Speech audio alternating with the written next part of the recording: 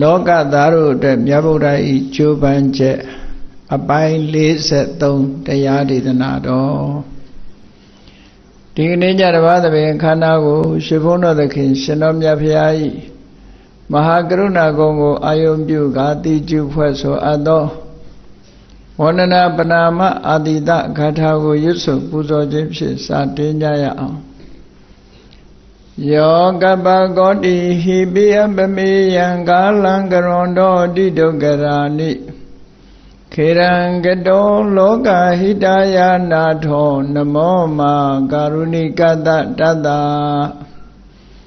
ယောနာထောဝိနိယမြာစွာတတ္တဝါဤချမ်းသာစီးပွားလိုလားတောင်းတဂုံပေါင်းခါသဖြင့်နာထမြညာခြင်းရှင်တော်မြတ်ဖရာသည်ကပ္ပကောတိဟိပိဂရေကဘာအရေအတွက်သင်္ချာတို့ဖြင့်တော်လဲအဘေမေယံရေအတွက်တိုင်းတာဖော်ပြခြင်းငါမစွမ်းနိုင်ပါသောကာလလေးအသင်ချေသိမ့်နေကဘာရှိကြသောကာလပတ်လုံးလောကဟိတယတတ္တလောကဤအကျိုးစီးပွားအလုံးငါအတိတဥစ္စာအသက်ချေလဲအင်္ဂါမေတ္တာကြီးမှသမိတာနှင့်တထာဇနီစွန့်ញင်းကြီးဟုကျက်ငါးသွဲအစုအလုံးခဲရင်တော်မူတို့ကို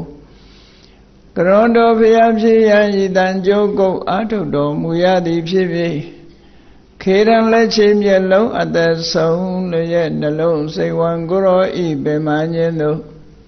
ကတောဘဝတဏ္ဏကျိန်ဖန်များစွာရောက်တော်မူကြရရှာလေပြီမဟာကရုဏီကတတတ္တဝါများရင်ဝဲသားကဲ့သို့တနာချစ်ခင်မဟာကရုဏာဆင်းဖြစ်တော်မူသောတသနာတသဝိနည်းများစွာတတ္တဝါဤချမ်းသာစီးပွားလိုလားတောင်းတဂုံပေါင်းခါသဖြင့်နာထမြညာထိုရှင်တော်မြတ်ဖရာအားနမောယုတိပြောင်းပြော့မှန်ကိုလျော်၍ကရောယုကျိုးရှိခိုးခြင်းသည်အထုဘဝတုစင်စစ်မဲ့သွေဖြစ်ပါစေတည်း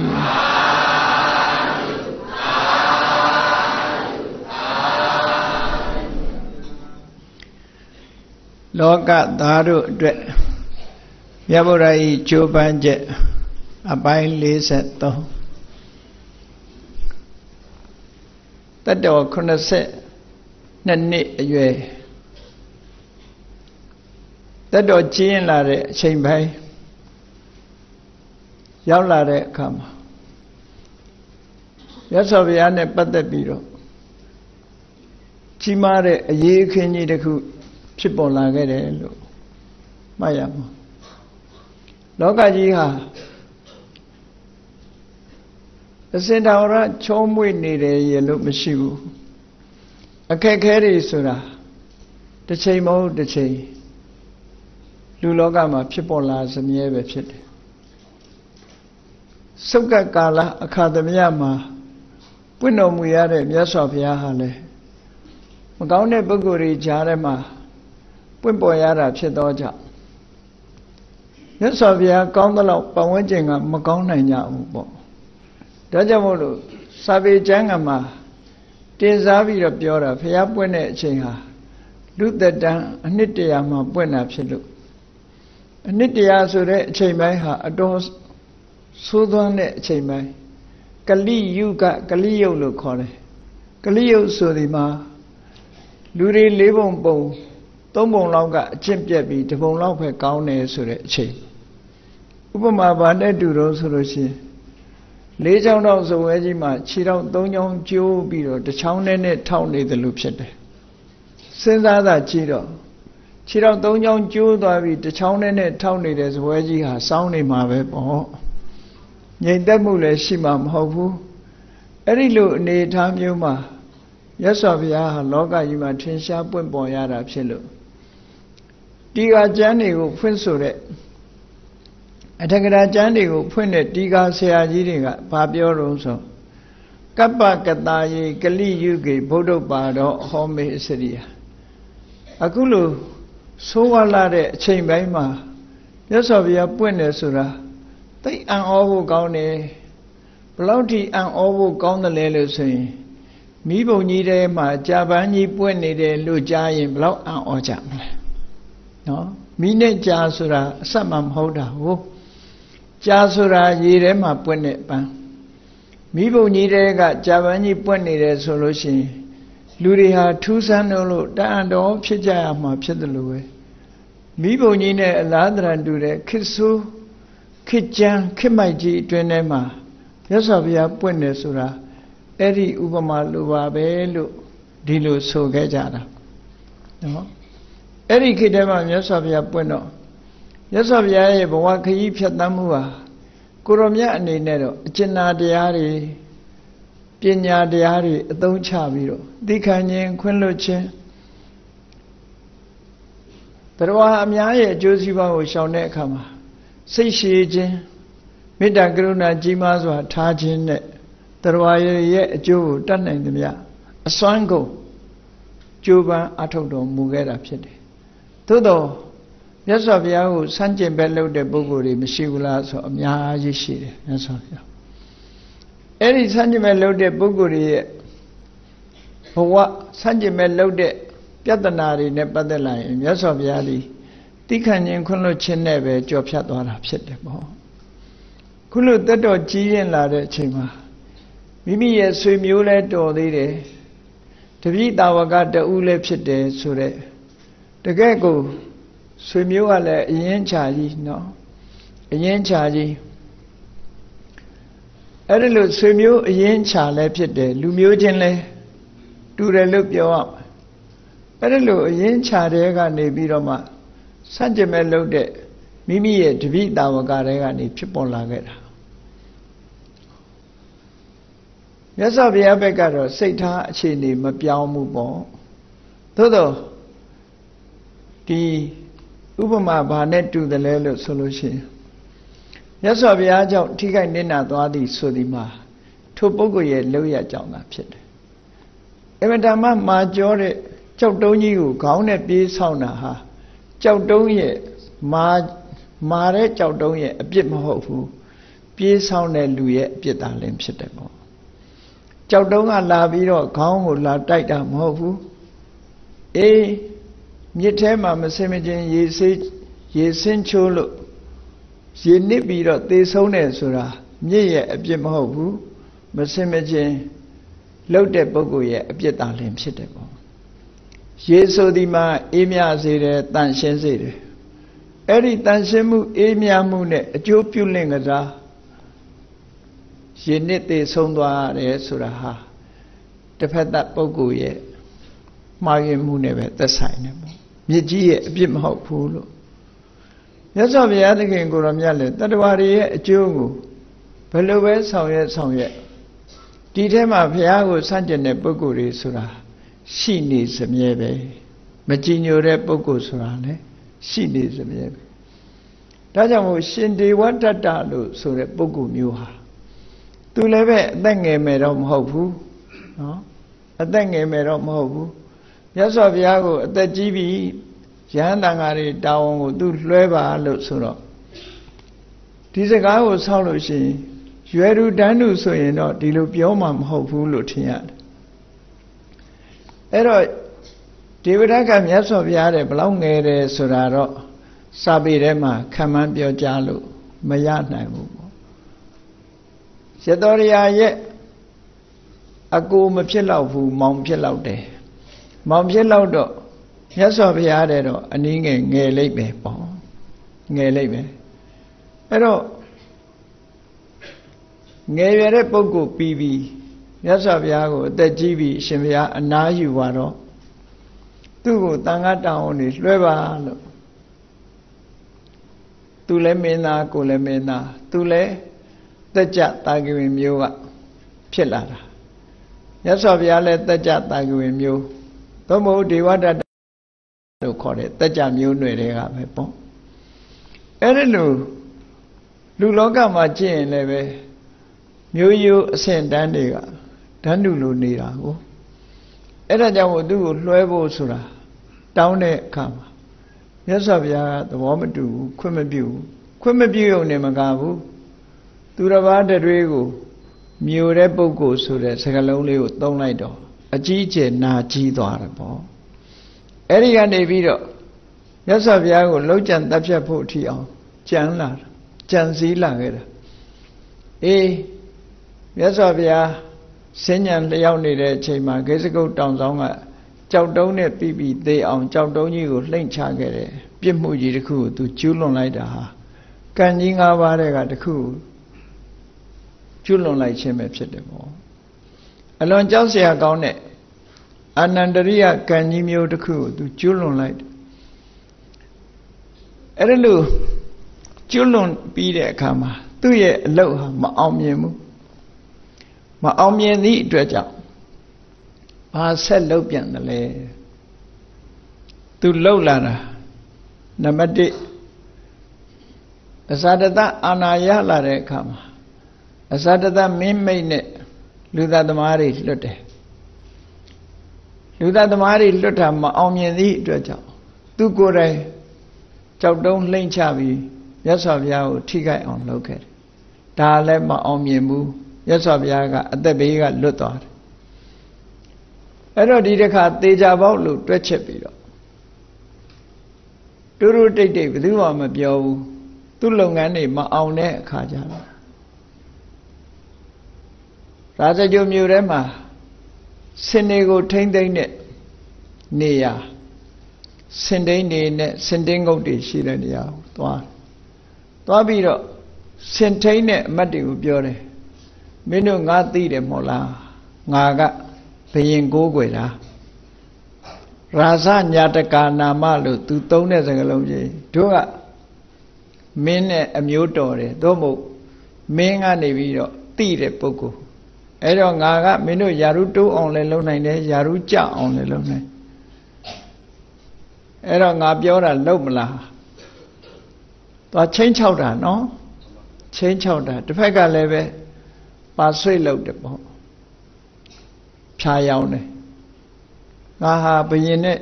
ရင်းနှီးတယ်ဘယင်ရဲ့ဆရာဖြစ်တယ်ငါလိုပုဂ္ဂိုလ်ကမင်းတို့ယာရုကိုတိုးအောင်လုပ်လို့လည်းရတယ်အဲ့တော့ငါခိုင်းတာလုပ်ကြလို့ဆိုတဲ့သဘောစင်တိန်တွေကိုမှားလိုက်တယ်ဒီဘက်လမ်းကိုယဟန်ဂေါရမဆွမ်းခံကြွလာပြီဆိုလို့ရှိရင်ရာဇဂိုများအဆိုးဆုံးလို့နာမည်ကြီးတဲ့ဆင်ကြီးတစ်ကောင်ရှိတယ်နာလာဂိရိတဲ့စစ်ဆင်ကြီးတစ်ကောင်အဲ့ဒီနာလာဂိရိဆိုတဲ့ဆင်ကြီးကမနုဿခါတကလူတတ်တဲ့ဆင်ကြီးကိုလူတတ်လိုက်ဒီလူတတ်လိုက်နဲ့ဆင်စိုးကြီးတစ်ကောင်စံတော်မနုဿခါတကောတဘာဝအကုန်ကအဲ့ဒီဆင်ကြီးကလူတတ်နေတဲ့ဆင်ကြီးစစ်ပွဲတွေပါဆိုရင်သူတတ်တဲ့လူတွေအများကြီးအဲ့ဒါကြောင့်လို့လူတတ်တဲ့ဆင်ကြီးအဲ့ဒီဆင်ကြီးကိုချွန်းနေနဲ့အုပ်ပြီးတော့တုတ်တွေနဲ့ထိန်းထားရတဲ့ဆင်ကြီးစင်တင်းကုတ်ကနေပြီးဂေါရမယဟန်ဒီဘက်လာတယ်ဆိုလို့ရှိရင်အဲ့ဒီလမ်းမှာသူလာတဲ့အချိန်နဲ့ချိန်ကိုက်ဒီဆင်ကြီးကိုကျိုးဖြုတ်ပြီးတော့လွှတ်ရမယ်လို့ဒီလမ်းကိုလွှတ်ရမယ်ပေးထားတယ်အဲ့ဒီအချိန်မှာနည်းနည်းမိုးတော့လင်းရောက်တော့မြတ်စွာဘုရားနဲ့တန်ဃာတွေကလည်းခါတိုင်းလိုကြွနေကြပဲကြွလာအဲ့ဒီလမ်းကြားလည်းရောက်ရောစင်တင်းကုတ်ကဆင်ကြီးကိုဖြုတ်လွှတ်လိုက်တာဒီဆင်ကြီးကအလွန်ကလေးကဆိုးစွမ်းနေတယ်စာထဲမှာတော့အရက်တိုက်တယ်လို့တော့မပါဘူးပါဠိတော်ထဲမှာအရက်တိုက်တယ်လို့တော့မပါဘူးအထက်ကထာထဲမှာတော့အရက်တိုက်တယ်လို့ပါပို့ပြီးတော့ကြမ်းတမ်းလာအောင်လုပ်မယ်ဆိုတာတော့ထင်ရှားပါတယ်အဲ့ဒါလို့ဆင်ကြီးကိုကျိုးဖြေပြီးတော့လွတ်လိုက်တဲ့အခါကျတော့ဆင်စိုးကြီးဟာမြတ်စွာဘုရားကြွလာတဲ့လမ်းဘက်ကိုနှာမောင်းကြီးစွန့်ပြီးတော့တန်းပြီးတော့ပြေးတာတန်းပြီးတော့ပြေးတာဆင်စိုးကြီးပြေးတဲ့နောက်တော့ထိမ့်မို့ဆိုတာဆင်ဦးစီးတွေဆင်ထိန်နေတော့နောက်ကပြေးလိုက်လာမယ်လို့ထင်ရတယ်ပေါ့အနှုတ်မို့ဆိုရင်သူ့ရဲ့တောင်းကျမ်းမှုကထိမ့်ကွက်လို့ရမှာမဟုတ်ဘူးလေအဲ့တော့မြတ်စွာဘုရားလမ်းထဲမှာဒီဆင်ကြီးဟာနှာမောင်းကြီး Simpiro, Georgia than Lo, or Viro. Yes, of Yamushi, the Tangari Beku, Mieno, Kare, Tome, Dames of Viro, Pila. Pila, Mieno, Yahania. Javia the Lepsi, yes, of Ya, Disenia, Luta de Seni, Seni La Nevi, the Chalanga Java, Peva, Shama, Demalu, yes, of Yahoo. Why shall Jarov Yaga? Adanija, Laja, Majauja Nelu Sobiro. A deme erichema, yo de Pito. Seni Lolaido, Luriale, yo de Pibiro. Anyone debiro, yes of ya Larela,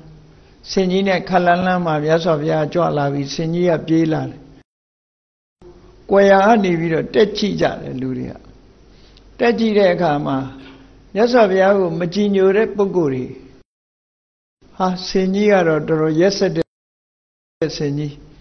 Digni Yangorma, along the bed, Yangormaro, Sinin and the Tiroma Velo. The Choluria, Pioja. If Pinya the Bugurigaro, the Lauji Masoya Yabu, Palau so, yes of Yane Dredo, Disinia, Lema Doma Velo. Jutimiro, Pinya the Buguriga, Mache Pija. Sendojiga Pila Nevi, yes of Yane, Tangaroriga Leve, Indri Yayane, Eri Lama Vejoala. Eri Chema, yes of Ya, Senigo, Mielaude, Yenguine, Yaulare, Chenga Sabiro. All take that Mita Halu Surit. Nalagiri Senigo, Uti Biro, Mita Swan Agu, Polode. Mita Swan Agu, Polode. Polo like the Kajaro, yes of Ya, Mita da. Jandan Seni, Nalonda, don't teach.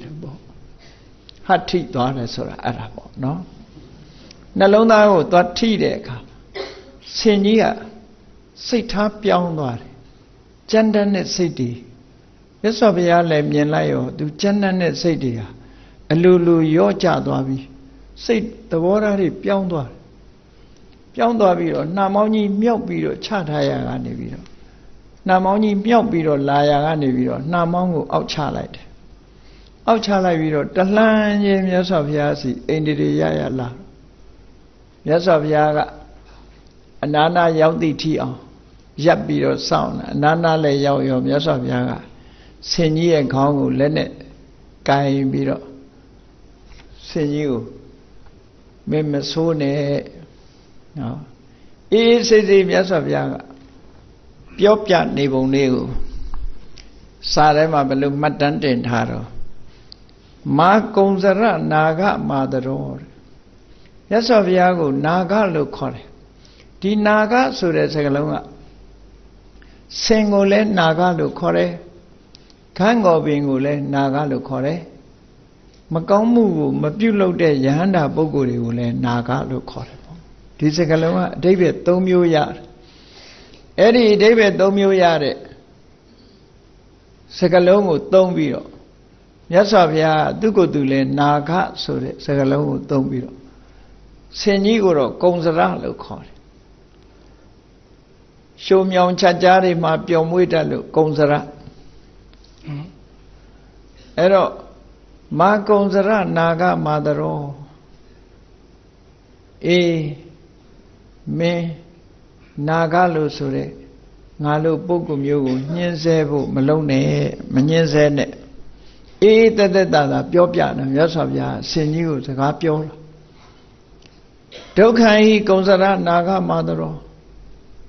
Nalu Naga Mugu, Minyenseme, so he mean Doka Yoli me. Nahi Naga Hadata Gonzara. Nalagiri Seni. Nalu Naga Sure, Turogam Boko. Min Yemen Nesame so ye. Tukati Hoti Idobra, Shator. Min Beroma Kaya do the Yama Mofu, Mimelone. Kaonleo Popio, Nacha. Senia Yasili Bogola ne. No, Natown, Yasavia Pure as a cow, Natown. Yasavia Sepiore. Masa Medo, Masa Pamado. Mim Momayu Banegua,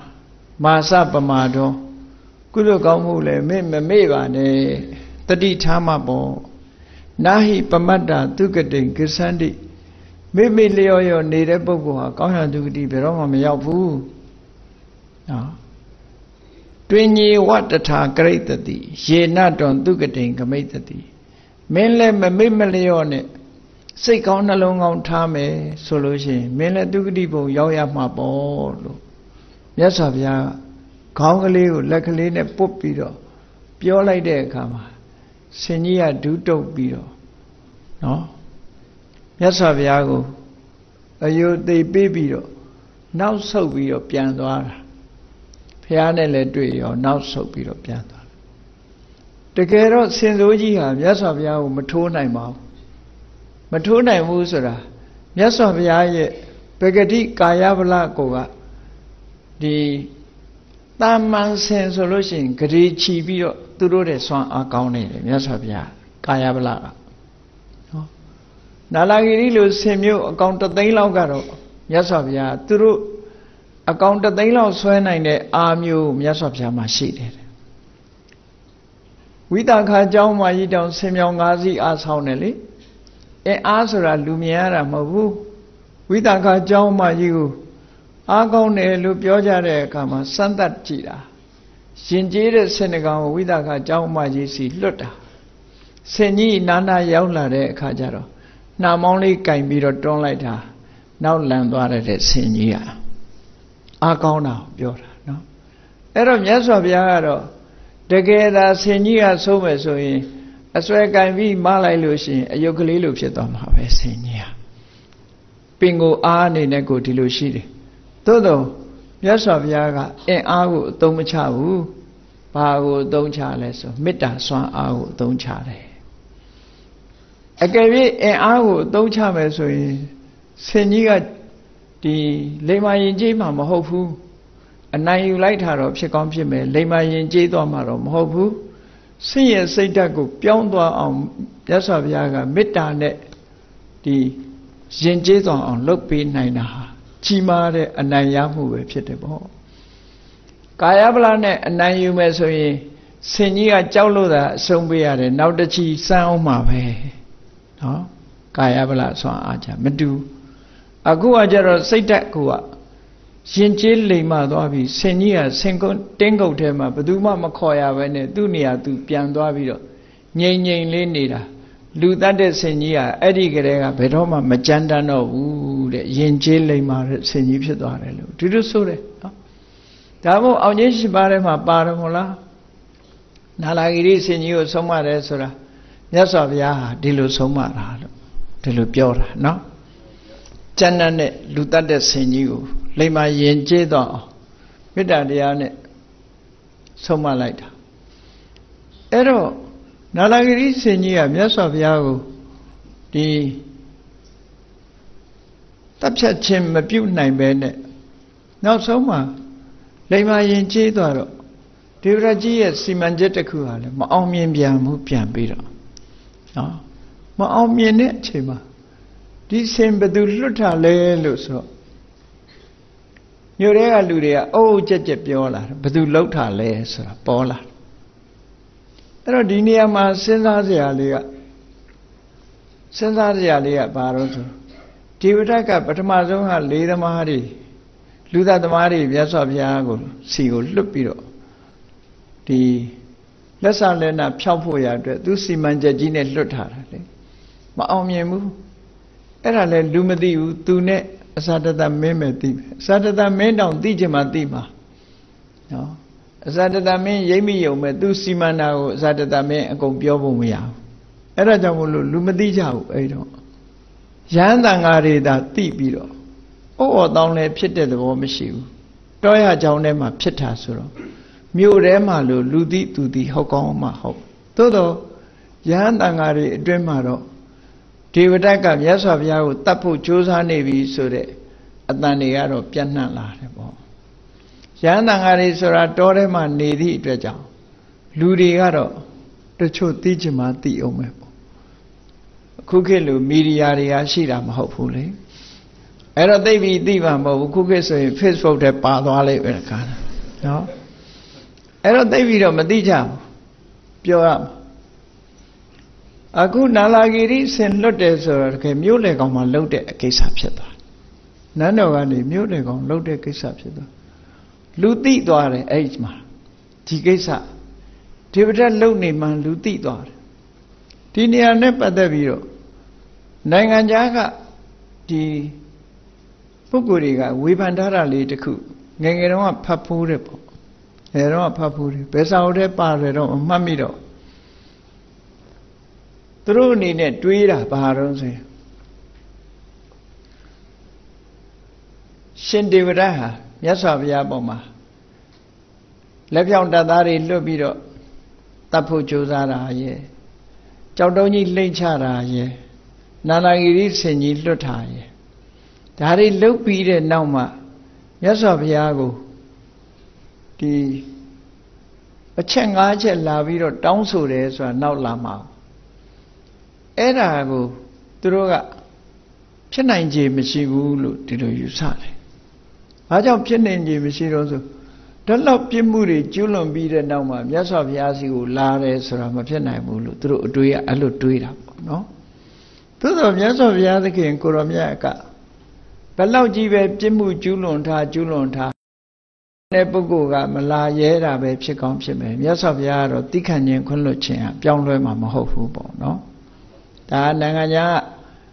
လေ့လာတဲ့ပုဂ္ဂိုလ်တွေဝေဖန်ချက်တစ်ခုရှိတယ်ဆိုတာလေးကိုပြောပြနံပါတ်1အဇာတတမင်းနဲ့တိုင်ပင်ပြီးတော့အဇာတတမင်းကထီနန်းကိုမင်းအာနာကိုရောက်အောင်ယူတယ်ပြီးတဲ့အခါအဇာတတအကူနဲ့ဖျားတတ်ဖို့ကြိုးစားတယ်ဒုသသမားတွေလွတ်တယ်ကြောက်တုံးမောင်းဆင်ပြီးတော့ချတယ်နာလာဂီရိဆင်ကြီးကိုလွတ်တယ်အဲ့ဒီနာလာဂီရိဆင်နဲ့လွတ်တဲ့ကိစ္စကြတော့တိုင်းသူပြည်သားတွေကအော်တောင်းလည်းဖြစ်သွားတယ်ဒါဘု து လက်ချက်လဲဘု து လက်ချက်လဲနဲ့ဘေးလိုက်ကြတော့ဒေဝဒတ်လက်ချက်မှအလုံးသိသွားကြသိသွားတဲ့အခါမှာဒီသမိုင်းကြောင်းကအစထီအောင်ပေါ်လာတယ်ဘုရင်ကြီးကသူ့သားကိုရုတ်တရက်ကြီးနန်းအပ်လိုက်တာလည်းပဲသူ့လက်ချက်ပဲဟာပေါ်လာတယ်အဲ့ဒီအစားနောက်ဆုံးမှာဘုရင်ကြီးကဗေဝိသာရမင်းကြီးဟာထောင်သွင်းအကျဉ်းချပြီးတော့သားတော်ရဲ့လောက်ချံတပ်ဖြတ်မှုနဲ့ပဲဒီနတ်ရဆန်သွားတာဟုတ်ထောင်ထဲအထက်ခံလိုက်ရဩအဇာတတမင်းအခုလို့ဖခင်ဘုရင်ကြီးကိုနန်းချပြီးတော့လောက်ချံတပ်ဖြတ်မှုဟာလဲဒေဝရတ်ရဲ့ပယောကမကင်းဘူးဆိုတာသိလာကြတယ်နောက်ပြီးတော့လေးသမားတွေလွတ်တယ်ဆိုတဲ့သတင်းကလည်းတီတိုလူတွေကသိလာကြတယ်အဲ့ဒီကြတော့မှခဲစကုတ်တောင်ကကြောင်မောင်းဆင်ပြီးတော့လိမ့်ချလို့မြတ်စွာဘုရားခြေတော်ကိုထိသွားတယ်ဆိုတာလဲသိလာကြတယ်အခုတခါနာလာဂီရိဆင်နဲ့တေချောင်းကြံမြန်ပြီဆိုတော့တစ်မြို့လုံးဟာသိသွားလိုက်တဲ့အခါကျတော့လူတွေကဆူညံဖြစ်လာပြီတို့တိုင်းပြည်အုပ်ချုပ်တဲ့မင်းကြီးကဒေဝရတ်စကားနားထောင်ပြီးတော့မဟုတ်တာတွေလုံနေပြီနော်မဟုတ်တာတွေလုံနေပြီရာဇဝမှုမကင်းတဲ့အလုပ်တွေကိုလုပ်တယ်လို့ဆိုပြီးတော့ဆူညံတဲ့လူသားတွေကပို့ပြီးတော့ကျဲလာတဲ့အခါကျတော့ဘုရင်ကြီးကလူတို့တွေကမကြိုက်မှန်းသိတဲ့အခါကျတော့ဒေဝဒတ်ရဲ့လုပ်ရက်တွေကိုလူတွေအများကသိလာတော့ဒေဝဒတ်ကိုဆုံးမလောင်းကြတော့ဘူးဘယ်တကားကမှလည်းသူ့ကိုမြင်လို့ရှိရင်ကြောက်ရွံ့နေကြတယ်လူသက်သမားဆိုပြီးတော့ကြောက်ရွံ့လာကြတယ်သူစီမဲ့သွားတဲ့လာတဲ့လူတွေမရှိတော့ဘုရင်ကြီးကလည်းခါတိုင်းနတ်နဲ့တစ်ချိန်ညနေတစ်ချိန်ယထာ900နဲ့သွားရောက်ပြီးတော့စိကတ်လေးရှိတာကိုလည်းမသွားရဲတော့ဘူးသူလည်းဘုရင်ကြီးကလည်းရှောင်လိုက်တယ်အဲ့တော့ဒေဝရတ်ဘယ်လိုဖြစ်သွားလဲလို့ဆိုတိုင်းသူပြည်သားတွေကလည်းသူဆုံးမလောင်ဘူးဘုရင်ကြီးကလည်းသူ့စီမလာတော့ဘူးဟောဒီအခြေအနေမျိုးဖြစ်သွားတယ်အဲ့ဒီအခြေအနေမျိုးဖြစ်တဲ့အခါကျတော့သူ့မှာလက်တပကဘုံကံရဖို့နေသားနေ့စဉ်နဲ့အမျှအစာအဝတ်ပြည်လည်ဖို့တောင်မှခဲရင်လာတဲ့အတွက်ကြောင့်ဘယ်လိုလုပ်တုံဆိုရာဇဂိုမြို့မှာလှည့်ပြီးတော့သူကဒကာဒကမတွေစီ လက်လက်ပြီးတော့အလှခံစားတော့တဲ့ပုံစံမျိုးဖြစ်သွားတယ်တဲ့နော်ကိုယ်တိုင်တောင်းပြီးတော့စားရတဲ့သဘောမျိုးအဲ့ဒါလို့ထီအောင်လက်သက်ပကားတွေကဆွတ်ရွတ်သွားတယ်ဆွတ်ရွတ်သွားတဲ့အခါကျတော့သူကအကြံစီမလျှော့သေးဘူးအကြံစီမလျှော့သေးဘူးအဲ့ဒါလို့ဆွတ်ရွတ်သွားတာကိုအကြောင်းပြုပြီးတော့ဒီသူ့စိတ်ကူးကဘာလုပ်လဲဆိုရင် psychology နဲ့ပတ်သက်ပြီးတော့လေသူကကျွမ်းကျင်တယ်လူတွေဘာကြိုက်တယ်လဲလူတွေဘာလုပ်ရင်အထင်ကြီးမလဲဆိုတာကိုသူကသိထားတာသိထားတော့သူနဲ့အပေါင်းပါတွေကိုသူကစီယုံတယ်သူနဲ့အပေါင်းပါစရင်ဖော်ပြထားတာ၄ပါးရှိတယ်အဲ့ဒီ၄ပါးကနံပါတ်1ကကောကာလိကာလို့ခေါ်တယ်ကောကာလိကာဆိုတာလေသူနဲ့ရင်းနှီးတဲ့ပုဂ္ဂိုလ်အပေါင်းအသင်းနောက်တစ်ခါကတမောဒကတိတ်တကဆိုတဲ့ယဟန်လေ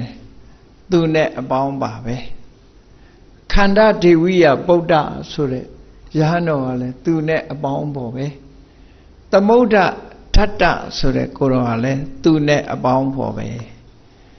အဲ့ဒီသူ့ရဲ့အပေါင်းအသင်းနေနဲ့သူကတိုင်ပင်ဆွေးနွေးတယ်ပေါ့နော်တိုင်ပင်ဆွေးနွေးတယ်သူတို့ဘာပြောလဲလို့ဆိုဒီနီးနဲ့လှုပ်လို့မရလို့ရှင်ယဟန်ဂေါရမရဲ့တန်ခါပရိသတ်ကြီးပြိုကွဲသွားအောင်ဖြိုခွဲမယ်ပေါ့နီးစနစ်တစ်ခုနဲ့တန်ခါပရိသတ်ကြီးပြိုကွဲသွားအောင်ယဟန်တော်တွေဟာကွဲပြဲသွားပြီးတော့သူ့ဘက်ရောက်လာအောင်စီယုံမယ်ပြုတ်ကွဲရေးအလုပ်ဟောမြတ်စွာဘုရားနဲ့ပြုတ်ကွဲရေးအလုပ်ကိုခွဲခြားရေးအလုပ်တစ်ခုကိုသူစ조사မယ်လို့တိုင်ပင်ဆွေးနွေးတဲ့အခါကျတော့သူ့ရဲ့မိတ်ဆွေယဟန်တွေကပြောတယ်ယဟန်ဂေါရမကဘုန်းကြီးတယ်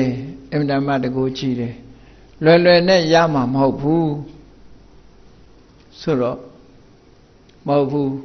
သူ့မှာနီလန်းရှိတယ်ပေါ့နီလန်းရှိတယ်ငါအချက်၅ချက်ကိုယဟန်ဂေါရမစီတော့တောင်းဆိုမယ်တောင်းဆိုလို့ရှိရင်သူဘယ်တော့မှခွင့်မပြုဘူးဆိုတာငါသိတယ်အဲ့တော့သူခွင့်မပြုနိုင်တဲ့အချက်၅ချက်ကိုငါတောင်းမယ်ဘယ်နည်းနဲ့ဖြစ်ဖြစ်ဒီ၅ချက်သူခွင့်မပြုဘူးဆိုလေငါကြိုက်လေပဲဒါတွေနဲ့လူတွေအထင်ကြီးအောင်ငါတို့လှုပ်ရှားလို့ရမယ်ဟောစီယုံလို့ရမယ်လို့ယူဆသူကအကြောင်းပြလိုက်တာလူခပတနာဟိအာဟုသောမနုဿာတဲ့ငါရှင်တို့လူတွေဆိုတာတဲ့ခေါင်းကောင်းဖားဖားကျင့်တာကိုပို့ကြည့်ညိုတတ်တယ်ပေါ့နော်ယဟန်ဆိုတာခေါင်းကောင်းဖားဖားဟိုမှာပဲတောရကြောင်းမှာတပါးတည်းနေတယ်ဆွမ်းခံစားတယ်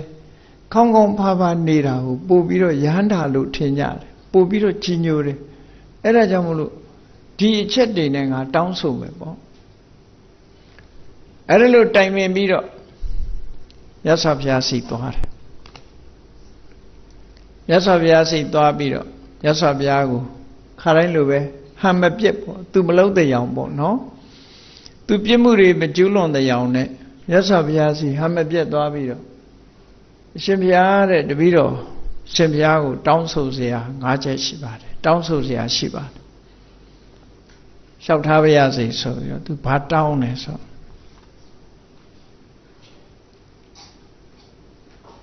မြတ်စွာဘုရားအနေနဲ့အမိန့်ချမှတ်ပေးပါတဲ့တန်ဃာတွေကိုငါသာသနာဝင်ရောက်လာပြီးတော့ယဟန်ဖြစ်ပြီဆိုလို့ရှိရင်တဲ့ယာဝဇီဝံအရိညိကအတုတောเจ้าမှာပဲနေရမယ်တသက်လုံးတောเจ้าမှာပဲနေရမယ်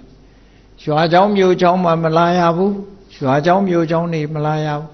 တောရเจ้าမှာပဲအမြဲတမ်းနေရမယ်အကယ်၍ရွာเจ้าမြို့เจ้าမှာနေမယ်ဆိုလို့ရှိရင်အပြစ်အဘာတင်းရောက်ပါစေနော်ဒီဟာအပြစ်ရှိတဲ့ယဟန်လို့သတ်မှတ်မယ်ဒါတစ်ချက်နောက်တစ်ခုက Yahaman Lotion, that is some can be mother, Sonsayame. The Garagamariga, Pimpe Judas Son Lam Kayabu. Lekaye, a bishi, a bit of a tail delu, Uri Tamaba, Da Dudia che. Dandia checado. Yahaman Lotion, a that is some Pandagu thing I may woyame. The Garagamari leader, Luret thing angle, Lam Kayabu. Lekaye, a bit the yam. Dilu Uri Tamaba.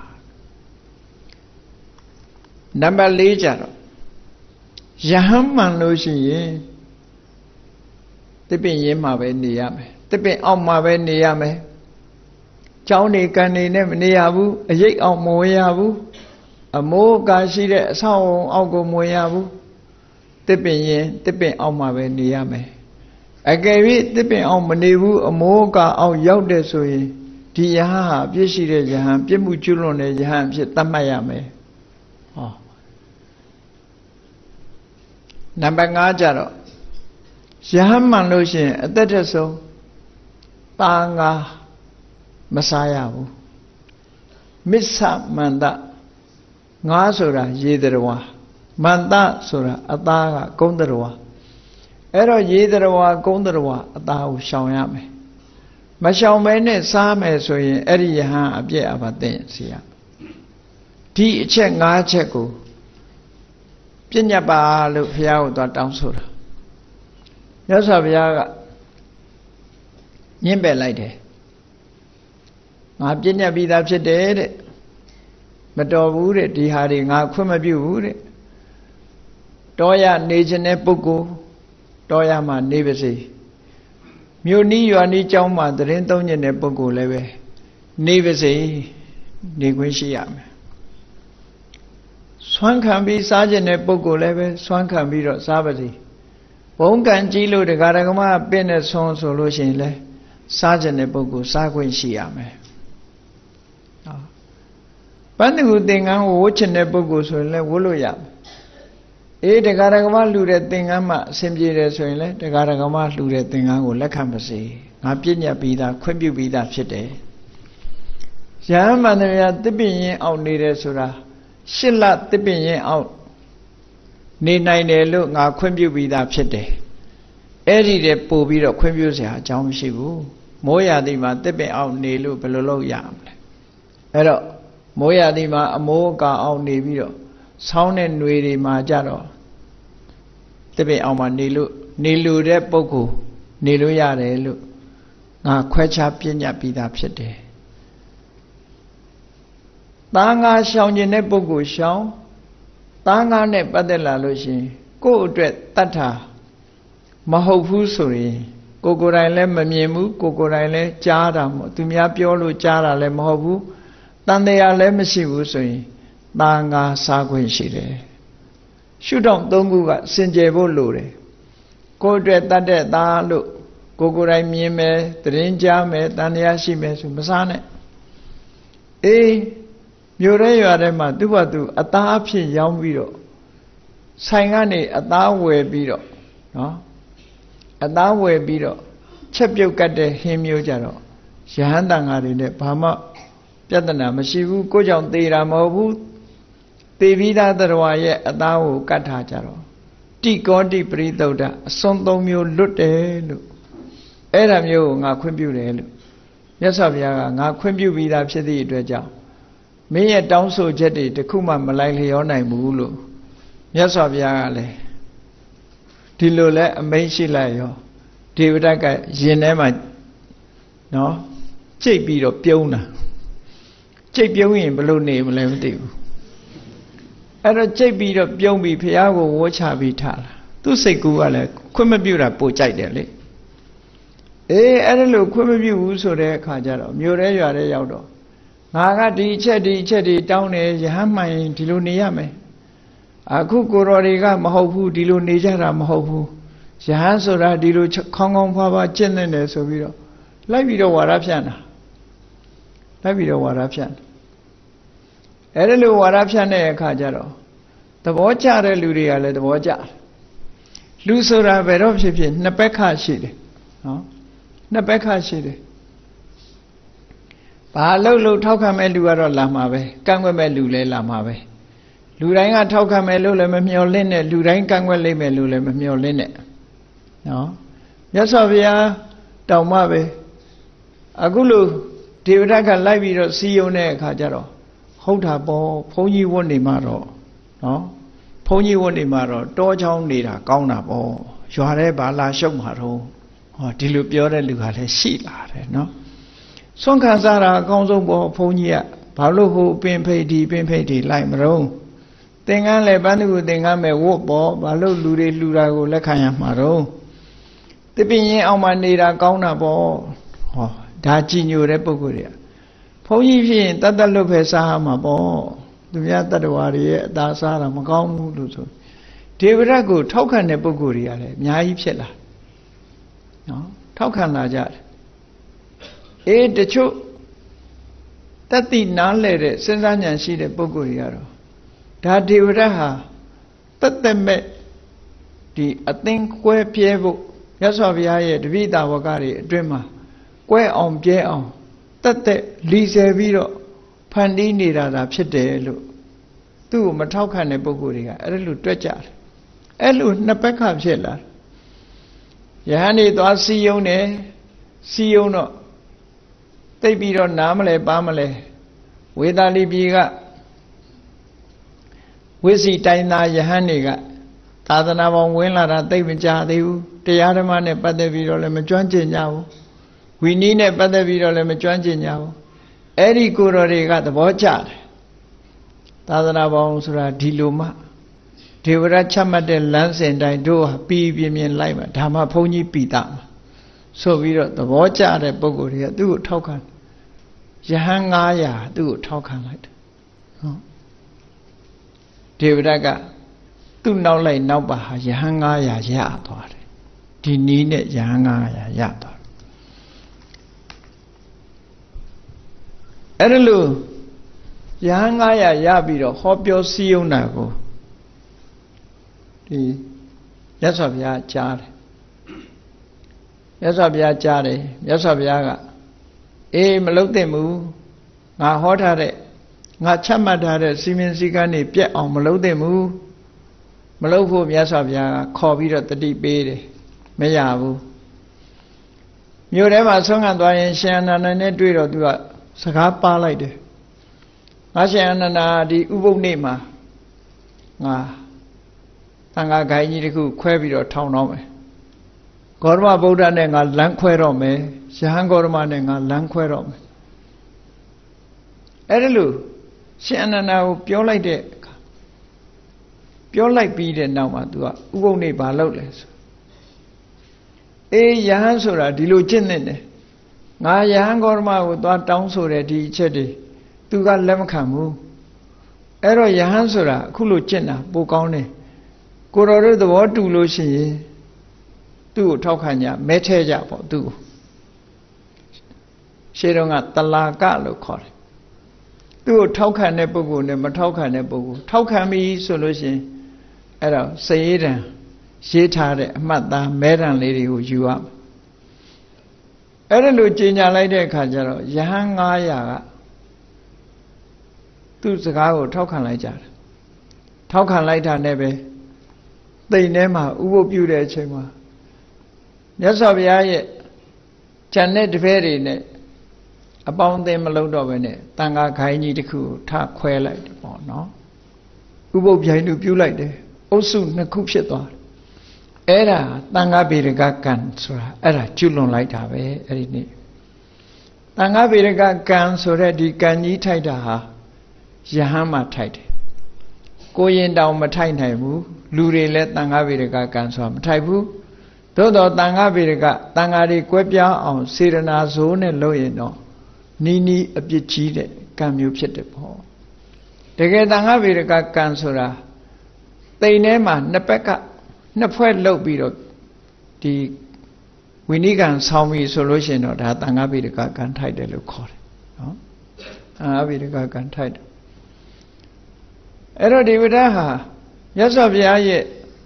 the Chimaro, three chỉ ưu gì đấy nói đâu bà đấy cả càng ngồi lên tu chú lòng lại đấy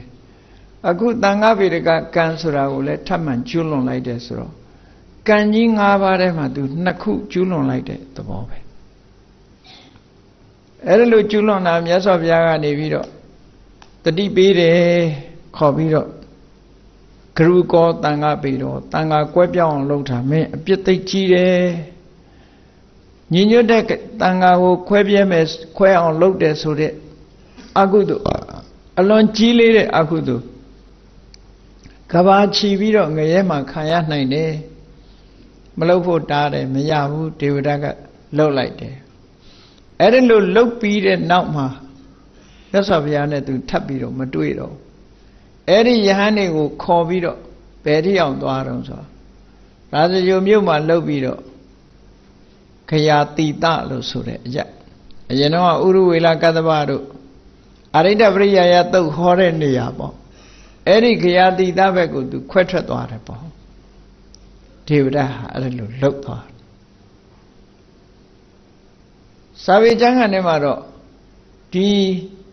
ở trên ngã trên đóng số bi để nạo má để phải này mà truy vũ luôn thì lúc ta mang số thà ấy rồi thì cái biểu mà rồi ta ngã tính khoe bi để nạo má mà truy vũ luôn số hiện bốn màn này thì mà bây giờ cái đó mà ở trên ngã trên đóng bi rồi mà truy rồi vũ số là mà hậu vũ truy đi đấy đóng bi để nạo má nhớ sao giờ khó biểu đi đấy khá thôi tôi đó tăng à tính khoe bị nạo mà rồi nhớ sao bây giờ này mìnhတွေ့rồi ấy đi nạo mà rồi mìnhတွေ့rồi ấy là luôn tăng à ngái à tôi nạo bà toa vì tôi也偏要对上木来看为了tăng à ngái à khoe thâu toa ấy là khoe thâu toa đấy看嘛现在你不知道nhớ sao bây giờ gì tiền bộ đấy xem bây giờ tăng à ngái à nào cả bà toa đấy thì bây giờ này được rồi nhớ sao bây giờ tôi nói hà mà lấy mũ mà lấy mà đi vào mà nam lấy về này bà toa ra đi đánh chi bên này cha này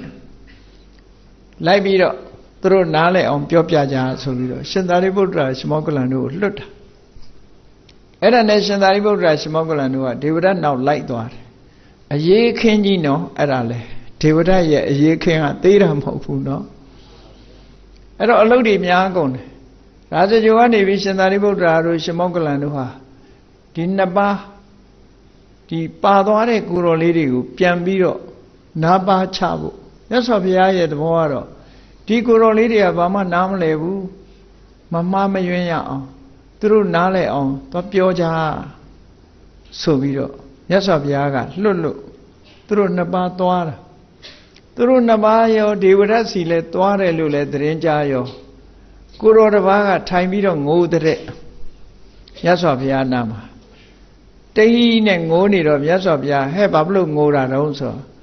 မြတ်စွာဘုရားရဲ့တပည့်လက်ယုံတပည့်ကြီးတွေအက္ခတာဝကဖြစ်တဲ့ရှင်သာရိပုတ္တရာရှင်မောကလန်တို့လည်းဒေဝဒတ်နောက်လိုက်သွားကြပြီဖေဟာဒီလိုသူကအထင်လွဲသွားတာကိုဒေဝဒတ်တရားကြိုက်လို့ဒေဝဒတ်နောက်လိုက်သွားတယ်လို့ထင်တာကိုအဲ့ဒါလို့ငိုသေးတဲ့စာထဲမှာမှတ်တမ်းတင်ထားတာမဟုတ်ဘူးမြတ်စွာဘုရားကအရှင်းပြောတာသူတရားကြိုက်လို့သူ့နောက်လိုက်တာမဟုတ်ဘူးပါသွားတဲ့ကိုတော်လေးတွေလမ်းလွဲကုန်မှာဆိုလို့သူတို့ကိုကဲတင်မှုလိုက်သွားကြတာလို့အဲ့လိုပြောမှအငိုတိတ်တဲ့အဲ့ဒါနဲ့ရှင်သာရိပုတ္တရာတို့ရှင်မောကလန်တို့ဟိုရောက်တယ်ရောက်တဲ့အချိန်မှာဒေဝရတ်ကသူ့ပိဋကတ်အလယ်ကောင်မှာသူတရားဟောနေဖျားလို့လှုပ်ပြီးတော့သူတရားဟောရှင်သာရိပုတ္တရာတို့လည်းရောက်လာရောသူကဘာပြောတော့အေးကြည့်ကြတဲ့ဂေါရမဗုဒ္ဓရဲ့ဂေါရမယဟန်ရဲ့တကယ်ထိတ်တန်းတပည့်ကြီးနှစ်ပါးလဲငါတရားကြိုက်လို့လိုက်လာချပြီငါလှုပ်တာဆိုမင်းတို့စဉ်းစားကြည့်ဆိုတော့သူ့နဲ့အပေါင်းမှာဖြစ်တဲ့ကောကာလိကထကန့်ွက်တယ်မဟုတ်ဘူးကိုရောသွားအထင်မကြီးနဲ့တဲ့ဒီသာရိပုတ္တရာတို့မောဂလန်တို့ဆိုတာလူညစ်တွေလူညစ်တွေကလိန်ကကြစ်လောက်တတ်တယ်တော့ကြလို့ရှိရင်ဟိုသူတို့ရောက်လာတာကိုလက်မခံနိုင်နဲ့ဒုက္ခပေးလိုက်မယ်လို့ဟိုကပြောတာမဟုတ်ပါဘူးတဲ့ငါတရားကြိုက်လို့လိုက်လာတာလာပါစေပေါ့သူက ရှင်သာရိပုတ္တရာသူနားလဲရောက်ရောသူကနေရာသူနဲ့တူတူထိုင်ခိုင်းတယ်နေရာထက်ဝက်ပေးပြီးတော့ထိုင်ခိုင်းတော့ရှင်သာရိပုတ္တရာကမထိုင်ဘူးတင့်တော်တဲ့နေရာတနေရာမှာထိုင်နေရှင်မောက္ကလန်ကလည်းတင့်တော်တဲ့နေရာမှာထိုင်နေယဟန်တွေကိုပြောတယ်တရားဟောတယ်ရှင်သာရိပုတ္တရာရှင်မောက္ကလန်တို့ပါတယ်ပရိသတ်ထဲမှာတရားတွေဟောပြီးတဲ့အခါကျတော့မြတ်စွာဘုရားလှုပ်တယ်လို့ပဲကဲမအိတ်ချင်ကြသေးဘူးတန်ဃာတွေကငါတော့ကြောအောင်နေပြီခဏနားခြင်းနဲ့အိတ်ဆက်ခြင်းနဲ့သာရိပုတ္တရာတို့မောက္ကလန်တို့ဆက်ဟောလိုက်ကြသူကနေပြီးတော့အဲ့ဒါလိုလှုပ်ပြီးတော့သင်္ကန်းကြီးကို၄ခေါက်ခောက်ပြီးတော့ဒီခရိုင်းအိတ်တဲ့အိတ်ရပေါ်မှာသွားပြီးတော့အိတ်လိုက်တာမကြခင်မဲ့အိတ်ပြုံသွားတယ်အဲ့ဒီအချိန်မှာရှင်သာရိပုတ္တရာကဘာလုပ်လဲဆိုရင်ယဟန်ရဲ့စိတ်ကိုသိတဲ့အာဒေသနာပါဠိဟာရိယဆုံးမသွန်သင်မှုပြုတဲ့အနုတာသနိပါဠိဟာရိယဆိုတဲ့အစွမ်းတတ္တိနှမျိုးကိုအသုံးချပြီးတော့ယဟန်တွေကိုတရားဟောတယ်ရှင်မောက္ကလန်ကအိဋ္ဌိပါဠိဟာရိယဆိုတဲ့တကူအမျိုးမျိုးပြပြီးတော့အနုတသနိပါဠိဟာရိယလို့ဆိုရယ်ဆုံးမစကားတွေကိုပြောကြတယ်ဒီနှစ်ပါးရှင်သာရိပုတ္တရာကသူတို့ရဲ့စိတ်နေစိတ်ထားတွေကိုကြည့်ပြီးတော့ဆုံးမစကားပြောကြတယ်ရှင်မောက္ကလန်ကတကူပြပြီးဆုံးမစကားကိုပြောကြတဲ့အခါမှာအဲ့ဒီနားမလဲတဲ့ကိုယ်တော်တွေဟာနားလဲပြီးတော့အကျွတ်တရားရသွားကြတယ်ကျွတ်တရားလည်းရရောဟိုကအိတ်ကောင်းတော့မှရှိသေးတယ်အဲ့တော့ဒေဝရရဲ့လှုပ်ချက်တွေကမှားနေတယ်ဆိုတာကိုပြပြီးတော့ရှင်သာရိပုတ္တရာရှင်မောက္ကလန်တို့ကဲတို့တရားစီပြန်ကြမယ်အမှန်ကန်သိကြရပြီဆိုတော့တရားကိုတော်တို့သိကြပြီတို့နဲ့တူတူပြန်ကြမယ်လို့ဆိုပြီးတော့ကောင်းငင်ယံကနေတက်ပြီးတော့ယဟန်900ခြံရံပြီးတော့မြတ်စွာဘုရားစီပြန်သွားကြဒေဝရကတခေါခေါနဲ့အိတ်နေတော့မှရှိသေးတယ်အချင်းအဲ့ဒီအချိန်မှာကောကာလိကထလာပြီးတော့ဒေဝရကိုသွားနှိုးတယ်သာရိပုတ္တရာမောက္ကလန်တို့ကိုမယုံမာနဲ့လို့ပြောရတဲ့နဲ့ဟိုမှာခေါ်သွားပြီးတပားမှမချမ်းတော့ဘူးနော်ခေါ်သွားကုန်ပြီဆိုပြီးတော့ရင်ဘတ်ကိုဒူးနဲ့ဆောင်းနေတယ်အထက်ကရာထဲမှာပါတာပါဠိတော်မှာတော့ဘာလုပ်တယ်လို့မပါပါဘူးအဲ့ဒီလိုခေါ်သွားပြီလို့ဆိုတော့ဘသူပဲကြံတော့တော့ဆိုတော့သူနဲ့ကောကာလိကနဲ့သူ့အပေါင်းဖာ၄ပါးပဲကြံတော့တယ်အားလုံးဟာသူ့အရန်ကြီးက6ကပ်ပြီးတော့သွားတယ်သူတို့ဘသူမှမပါတော့မရှိတော့အဲ့ဒီအချိန်မှာစိတ်ဓာတ်တွေကျသွားတယ်လူဆိုတာကိုလုပ်တဲ့လုပ်ငန်းတစ်ခုမအောင်မြင်ဘူးဆိုလို့ရှိရင်စိတ်နှလုံးဟာပူပန်တယ်လေအဲ့လိုပူပန်လာတဲ့စိတ်နှလုံးကြောင့်မို့လို့နှလုံးသွေးတွေကနေပြီးတော့နှလုံးတွေတအားပူးလာတဲ့အခါမှာသွေးအန်တယ်ပေါ့ဒါမျိုးဖြစ်တတ်တယ်အဲ့တော့ဒေဝဒတ်ဟာအဲ့ဒီနေရာမှာသွေးအန်သွားတယ်စိတ်ဆင်းရဲမှုကြောင့်သွေးအန်သွားသူလုပ်တဲ့လုပ်ငန်းတွေကဒါအစွမ်းကုန်သူလုပ်လိုက်တာမအောင်တော့ဘူးမအောင်တော့အဆက်လဲရမယ်အဲ့ဒီမှာသွေးအန်ဝမ်းနဲ့ကြေကွဲပြီးသွေးအန်သွားတော့အဲ့ဒီကနေစပြီးတော့မကြမ်းမမာဖြစ်တာ6လတဲ့ခရာတိတမှာ6လတိတိမကြမ်းမမာဖြစ်နေမြတ်စွာဘုရားလည်းအဲ့ဒီယဟန်นี่ရောက်လာတာနဲ့နောက်ပိုင်းကျတော့တာဝတိပြည်စေတဝန်ကျောင်းဘက်ကိုကြွသွားတယ်ရာဇကျောကဒေဝရကြီးကလည်းမကြမ်းမမာနဲ့6လတိုင်တိုင်လူမမာဖြစ်နေတော့နောက်ဆုံးချိန်မှာအားရအမတန်နဲလာပြီဆိုတော့သူ့စိတ်တွေကတွေးလာတယ်။ဩငါဟာဂေါရမဗုဒ္ဓဆန့်ကျင်မဲ့လုပ်ခဲ့တာအရင်တော့သူဆန့်ကျင်တာမဟုတ်ဘူးလေမြတ်စွာဘုရားနဲ့နှစ်ပေါင်းများစွာအတူနေပြီးတော့မှသူဆန့်ကျင်တာမြတ်စွာဘုရားတက်တော်82နှစ်ကျော်မှ2နှစ်လောက်မှသူဆန့်ကျင်မဲ့လုပ်တာကိုအစပိုင်းတော့ကသူဆန့်ကျင်တာမဟုတ်ဘူးအဲ့ဒီမှာတတိတံဝေကတွေရလာပြီးတော့ငါကသာဆန့်ကျင်နေတာငါပေါ်မှာတော့မေတ္တာမပြတ်ရှာဘူးပေါ့ငါဘာလုပ်လို့ငါ့ကိုမလုံးနဲ့လို့ပဲတားတယ်ပေါ့မဟုတ်တာတွေမလုံးနဲ့လို့ပဲပြောတယ်အဲ့တော့နောက်ဆုံးအချိန်ငါလည်းကျမ်းမာရေးမကောင်းတော့ဘူးဂေါရမဗုဒ္ဓကိုငါနောက်ဆုံးအချိန်တွေ့ချင်တယ်သူတပည့်တွေသူ့နားမှာရှိတဲ့ပုဂ္ဂိုလ်တွေအဖော်တွေကိုတိုင်ပင်တဲ့အခါကျတော့ကိုတော်ခုမှတော့လုံးမနေနဲ့တလျှောက်လုံးရံဖြစ်နေပြီးတော့မှခုမှတော့သွားမတွေ့ချင်နဲ့လို့ပြောတယ် မဟုတ်ပါဘူးဖရာသူ့ပေါ်မှာအလုံးခွင့်လွတ်ပြီးသားပါသူတွေ့ချင်ပါတယ်ပြောပါများတဲ့အခါကျတော့မြတ်စွာဘုရားကရာဇဂြိုလ်မှာမရှိတော့ဘူးတာဝတိရောက်နေတယ်အဲ့တော့ထန်းစင်နဲ့သူ့ကိုတည်သွားတယ်တာဝတိမြို့ရောက်တဲ့အခါကျတော့ဇေရဝံကျောင်းအနိနာကဇေရဝံရေကန်ကြီးနားလည်းရောက်ရောထမ်းလာတဲ့ကိုတော်တွေကမောပန်းတော့ခိတ္တခဏအဲ့ဒီထန်းစင်ကိုအောက်ချရေမိုးချိုးမယ်ဇေရဝံရေကန်ကြီးနားမှာရေချိုးကြမယ်မျက်နှာတစ်ကြမယ်လို့ခဏချတဲ့အချိန်မှာသူကလည်းပဲအဲ့ဒီရေကန်ကြီးနားမှာထန်းစင်ပေါ်ကနေပြီးတော့ခြေတော်ကလေးနှစ်ဖက်တွဲလောင်းချတာမြေကြီးပေါ်အဲ့ဒီကနေစပြီးမြေမျိုးတဲ့ဇလန်းကဝင်လာတာနော်ခြေတော်နှစ်ဖက်ကမြေထဲရောက်သွားပြီးတော့မြေကြီးကကွဲအက်လာပြီးတော့တဖြည်းဖြည်းမြေကြီးထဲမှာခြေတော်တွေကဝင်သွားတယ်နောက်ဆုံးဟာဒေဝဒတ်ဟာအဲ့ဒီရေကန်ပေးမှာပဲဒီမြေမျိုးချင်းကိုခံလိုက်ရတယ်အဲ့ဒီမြေမျိုးပြီးဆိုတဲ့အချိန်ကျမှသူဘာလုပ်လဲလို့ဆိုနောင်တတွေရလာတယ်မြတ်စွာဘုရားကိုနောင်တတွေရလာပြီးတော့ဘုရားကိုနောက်ဆုံးအနေနဲ့သူရှ िख ိုးသွားတာဣမေဟိအဋ္ဌိဟိဓမ္မကပုဂ္ဂလာဒေဝတိဒေဝံနရဓမ္မသာရထိသမန္တသက္ကုံတတ္တပုညလက္ခဏာပါဏိဟိဗုဒ္ဓံတရဏံဥပေမိလို့ဒေဝရတ်နောက်ဆုံးမြတ်စွာဘုရားကိုရှ िख ိုးပြီးတော့ကိုယ်ဝေယအဖြစ်စိတ်ကပ်သွားတာဒီခါထာလေးနဲ့ဒီအဓိပ္ပာယ်လေးကိုဒေဝရတ်ဟာရွတ်ဆိုပြီးတော့ညီးတွားရင်းနဲ့မြေကြီးထဲမှာစုံမြုပ်ပြီးတော့သေဆုံးသွားတယ်ပေါ့ဒီလိုဆိုတာပေါ့နော်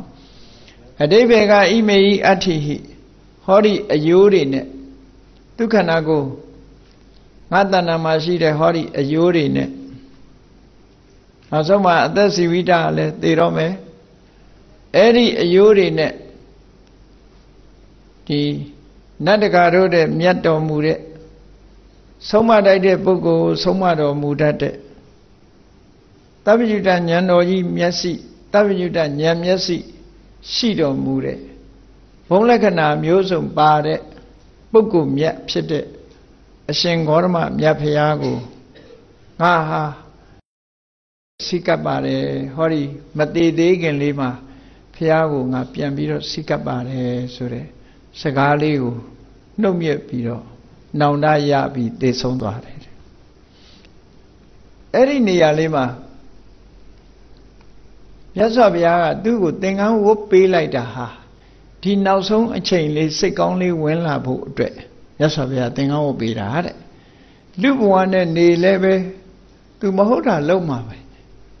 မဟုတ်ကယဟန်ဘဝရောက်တော့လဲမဟုတ်တာလုပ်တာပဲမဟုတ်တာလုပ်တာချင်းတူတူလူဘဝနဲ့မဟုတ်တာလုပ်လို့ရှိရင်တဲ့အခုလို့နောက်ဆုံးတတိတံဝေကရတာမျိုးလူဘဝမှာဖြစ်မှာမဟုတ်ဘူးတဲ့ယဟန်ဝတ်တဲ့အခါမှာယဟန်တိတ်ခါနဲ့နောင်တဆိုတာပြန်ရလာပြီးတော့အခုလို့မြတ်စွာဘုရားပေါ်မှာဒီတော့အစိတ်တော်ရပြောင်းပြီးတော့မြတ်စွာဘုရားပေါ်မှာจิตနဲ့လက်ခံကိုယ်ဝေစိကမှုကိုပြုလုပ်တယ်ဒီအချက်ကိုကြည့်ပြီးတော့အခုလို့ကိုယ်ဝေစိကခြင်းဟာဘဝတန်လျာမှာနောင်သူဘဝကလွတ်မြောက်ရေးကောင်းမှုတစ်ခုကိုလှုပ်ဆောင်သွားနိုင်တဲ့အခွင့်အလမ်းတစ်ခုသူရစေတယ်ပေါ့ဟိုမနစ်ကစင်ကာပူသွားတဲ့အခါမှာစင်ကာပူမှာအသက်8နှစ်လောက်ရှိတဲ့ကလေးလေးတရုတ်ကလေးသူကမေးခွန်းလေးရေးလာတယ်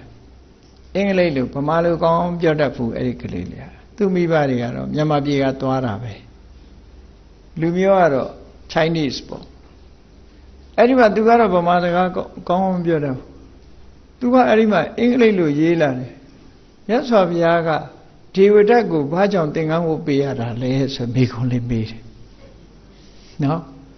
သူစာတွေဖတ်ပြီးတော့မြတ်စွာဘုရားဘာလို့ဒေဝဒတ်ကိုသင်္ကန်းဝတ်ပေးရတာလဲဆိုတော့ Why the Buddha ordained Devadatta တဲ့သူမေးထားတယ်မိခွန်းလေးအဲ့ဒီမှာအဖြေကတော့မြတ်စွာဘုရားဘာလို့သူ့ကိုသင်္ကန်းဝတ်ပေးတာတုံးဆိုသင်္ကန်းဝတ်ပေးခြင်းကြောင့်ပြန်လှန် Yala de Chema.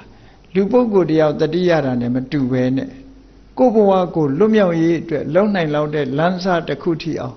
Porto Nine Law on swine that is she, Yahamuaga.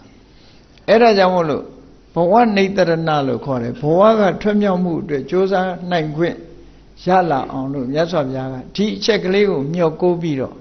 Akulu, now soma, a yone at the net, Fiago, go with Sikapare, so that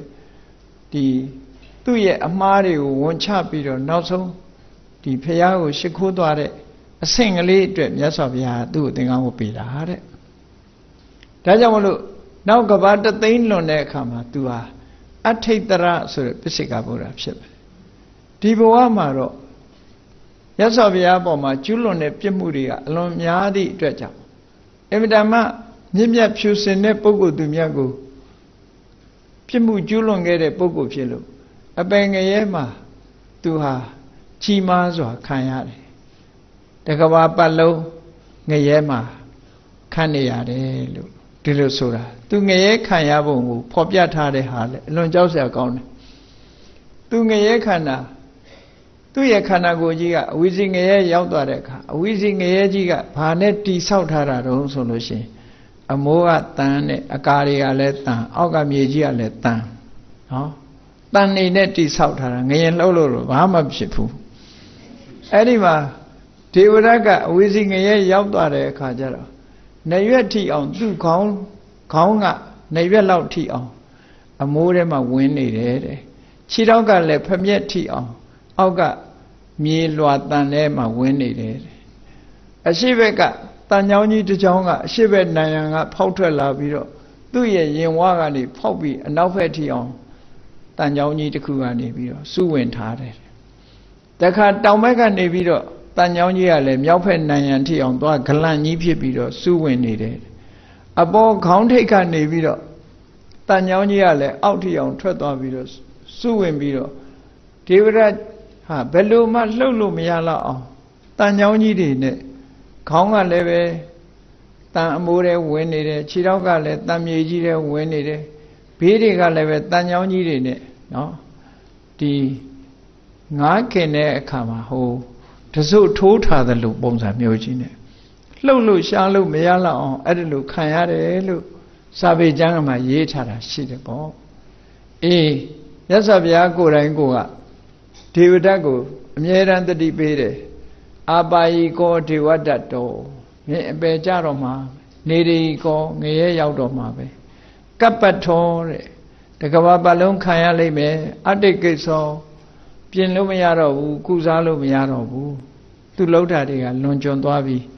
ကုမရတဲ့ယောဂဆို incurable ပေါ့နော်ကင်ဆာယောဂ fourth stage ရောက်သွားပြီ incurable ကုလို့မရတော့ဘူးလို့ဆိုတာမျိုးဒေဝရဟာပြင်လို့မရတော့ဘူးကုလို့မရတော့ဘူးလို့မြတ်စွာဘုရားအချိန်ချင်းပြောခဲ့ဘူးတဲ့ပေါ့အဲ့ဒါလို့ဒုက္ခရောက်ပြီးတော့နောက်ဆုံးဒုက္ခရောက်တဲ့နေရာမှာပဲဒေဝရဟာငရဲခံနေရရှာတယ်သို့တော်လည်းနောက်ဆုံးမှာဝန်ချတောင်းပန်ပြီးမြတ်စွာဘုရားပေါ်မှာခွင့်လွတ်သိခံသွားတဲ့ကုသိုလ်ကြောင့်ကဘာတသိန်းလွန်တဲ့အခါမှာအထိတ်တရဆိုတဲ့အယိုးတွေနဲ့မြတ်စွာဘုရားကိုကိုးကွယ်ခဲ့တဲ့ကုသိုလ်ကောင်းမှုရဲ့စွမ်းအားကြောင့်ပိစိကဗုဒ္ဓတဆူဖြစ်ပြီးတော့တဏှာဝကကျွလွတ်လိုက်မယ်ဆိုတဲ့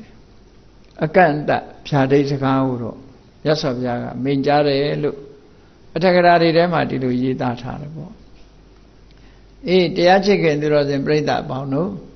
မြတ်စွာဘုရားသခင်ကိုရောမြတ်သက်တော်82နှစ်ကျော်တဲ့အချိန်ပိုင်းမှာ